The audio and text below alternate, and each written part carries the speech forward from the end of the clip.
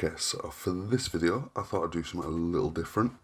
I'm going to be doing another kitbashing video, and it will be, I believe these are Frostgrave Vikings or Barbarians. I'm not sure. I've had them in my bits box for so long, and I believe there's a combination of female and male torsos, because I bought two boxes at different times. One was Viking or Barbarian box 1, one was Barbarian box 2, and also I had this war ball, I believe it is, in my bits box. An orc was sitting on top. All I did was just cut off the legs. Focus. There we go. All I did was just cut off the legs and add a bit of milliput. And just stuck on the base. So yes, what I'm going to be doing is using my hobby saw. I'm just going to cut off all the bases and stick those onto these MDF 20mm square bases that you got on eBay. I think like £2 for 25 or something. Okay, so yeah, next thing you'll see is them all cut off their round bases. Okay, so that's all the round bases cut off and then placed on square bases. Now for the captain, as you can see, his legs are going to have to be sided, so I picked one whose legs were pretty far apart, but what I'm going to have to do is cut off the base like I did with the others and cut off the legs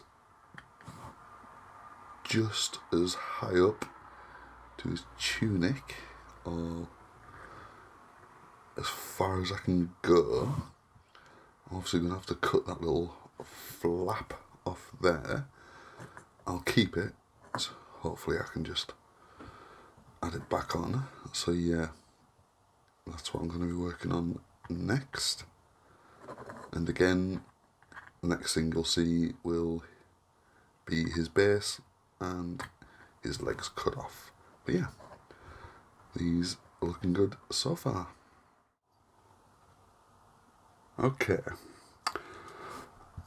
I have cut off the legs and I've also kind of cut upwards, so hopefully I did test fit this a couple of times as I was doing it, because if you look, his tunic, let's get a pointer, let's get professional up in this Jesus. There we go. As you can see, that's his belt, so you presume, I naturally presume that's where his waist would be. So his legs would come, not far from there. So his legs would be hidden behind here. But if it was all flat here, he would sit like pretty high up. So yeah, I just kind of cut a V into there, so at least it looks like he's sitting, as you would sit on a huge war boar or horse. And I've kept the legs. Now I tried to cut them down as close as I could, but there's still a tiny bit of discrepancy as to where, although it looks okay, but yeah, I'm still going to have to kind of get a bit more milliput and do that, but I can glue him on now. I don't want him, so he looks, let's put him there. Okay. For this, I'm using, I don't think I've ever shown this, I got it off Amazon, stick to industrial grade super glue, very good stuff, and It's 50 grams. It's a big old chunky boy. And it's, it's a resealable tub. And I did get the one, what was it? Gorilla Glue that had the brush. But I think I must have either stored it incorrectly or got a bad batch because it went very, very thick on the brush quite quickly, which was disappointing because I thought, oh, Gorilla Glue, yeah, this will be some really top quality stuff. But yeah, unfortunately it went kind of it was already, well, I guess it was already a gel, but it went very, very thick on the brush and it was difficult to get out and put back in to the pot. So yeah, if you have Amazon,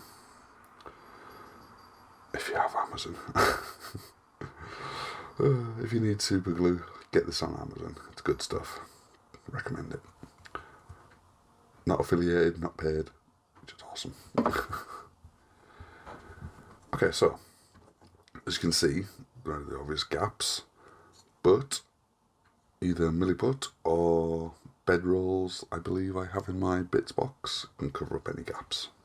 Anyway, so yes. Next, I'm going to be sticking the legs on.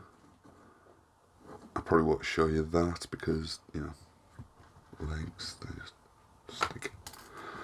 And I'll probably do a little bit of milliput moulding into there. Cover up that little bit there, see how that goes, and I will show you the results when I'm done with that. Okay, hope you're enjoying. Okay, so this is where I'm at right now. I have completed gluing on these legs, and although it's not perfect, it does kind of look like his, as you would sit on a wild boar, I guess. I extended his fur cape slightly with milliput. At first I was using a sculpting tool, the rubber tipped one here. You can get these on Amazon in packs of like 5, but that wasn't really working out. So what else did I use? These are different sculpting tools that came with it, and as you can see, it's got a small nub on the end. This isn't the smallest one. I can't find the smallest one. I think it's fallen behind my desk. Anyway, then I tried that. That didn't really get the effect. So what I ended up doing was very simply just jabbing it ever so slightly with the end of my knife, and that gave it a more fur-like look. I didn't do it on this one, so that's a bad example. Which is, where is it? Oh, that's typical, I can't find it now. There we go. That's one I actually, so it kind of matches the little bit of fur that was there. Anyway, why am I showing you the back of it? Because some of these already have capes moulded onto them, and I wanted them all to look like they are actually all one unit. So those that didn't have fur capes or long fur capes, I just extended them all with milliput. Now what I'm going to do is I'm going to sit in front of the TV, watch a little Neebs Gaming on YouTube. If you've never watched it, those guys are hilarious. At the moment I'm watching their Conan Exiles Let's Play. They just go around, it's kind of like role playing, but occasionally they'll like break the fourth wall, and it's just really funny. Anyway, why am I telling you this? I have no idea. So yes, what I'm going to do is just chill in front of the TV and pick out some bits from my bits box. As my usual process goes, I might start with the heads.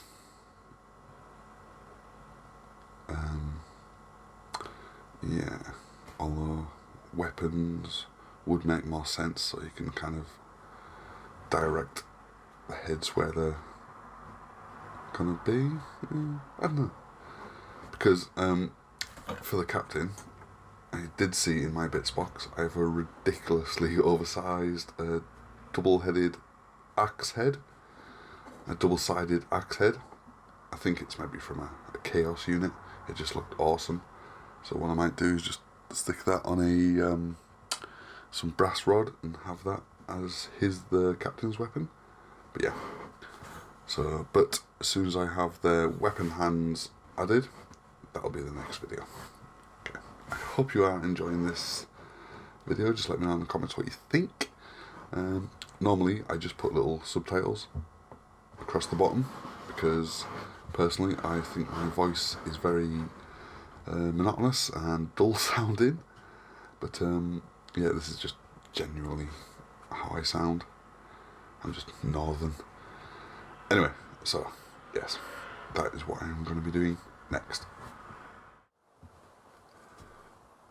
Right, still obviously a work in progress, but I have all the weapon hands sorted, and I've rearranged the unit in such a way that they all fit nice and square with their with their weapon hands anyway. I'm not sure, I'll probably have to fiddle around with the unit once I attach their offhands, or I'm not sure what I'll do with them. Maybe I'll give them shields. It's a very Viking thing to give them some shields. I think I've got round shields, if not I'll pick some up or 3D print some off. But yeah, I quite like them. Yeah, for some reason I thought this axe head was slightly bigger. Yeah, but still, looks cool. Obviously there's some gaps I'm going to have to fill in. There, see, it is a shoulder there. That's fine. If you like hold a certain number of, like this guy, and I think there's one at the back.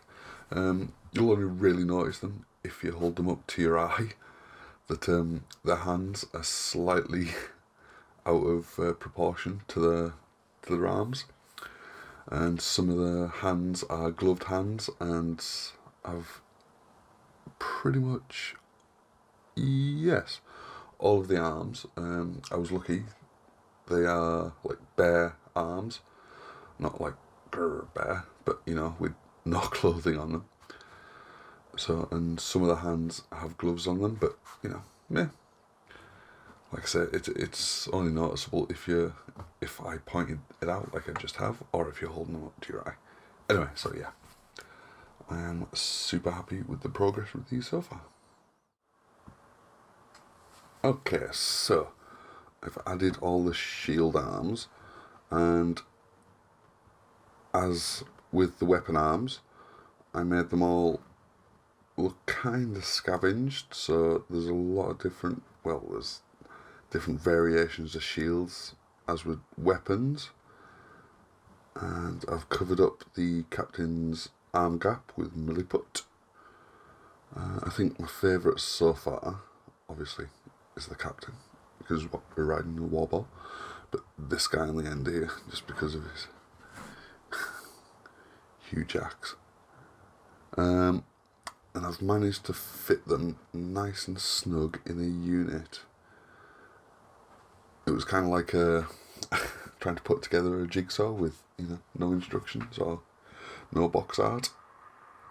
For the shield arms, what I used, I had a lot of these, I think they're from Chaos Marauders, these double-handed flail arms, but I cut it here at the top and got rid of this little nub, and that arm alone was perfect for holding the shield, as it holds them into the chest kind of. So yeah, Next, I'm just going to be hunting out some heads, and that'll be the construction of these Kitbashed Viking unit finished.